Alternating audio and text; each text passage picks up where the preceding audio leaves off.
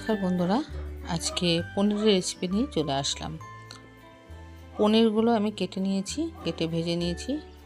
ভালো করে ভেজে নিয়ে গরম জল করে রেখেছি, তার মধ্যে পনিরগুলো ভিজিয়ে দিয়েছি। পনিরগুলো ভিজিয়ে রাখলে পনিরগুলো নরম থাকে। এবং মশলায় দিয়েছি আমি আদা, জিরে আর লঙ্কা, টমেটো, আর দিয়েছি চাল মগজ বাটা আলাদা করে। তেল গরম হয়ে গেছে, তার মধ্যে তেজপাতা, গোটা জিরে ফোড়ন দিয়ে আলুগুলো দিয়েছি।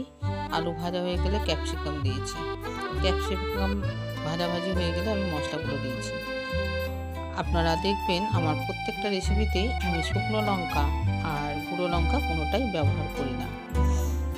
এবার আমি দিয়ে দিলাম চাল মগজ দিয়ে ভালো করে কষিয়ে জল দিয়ে দিয়েছি। তরকারি কষাতে কষাতে আলুগুলো প্রায় আমার সিদ্ধ হয়ে এসেছে। এবার আমি দিয়ে দিলাম পনিরগুলো দিয়ে অনেকক্ষণ ফুটিয়ে নিয়েছি। নেওয়ার পর গরম মশলা দিয়েছি, ঘি দিয়েছি, দিয়ে নামিয়ে নিয়েছি। আমার রেসিপিগুলো আপনাদের কেমন লাগে অবশ্যই কমেন্ট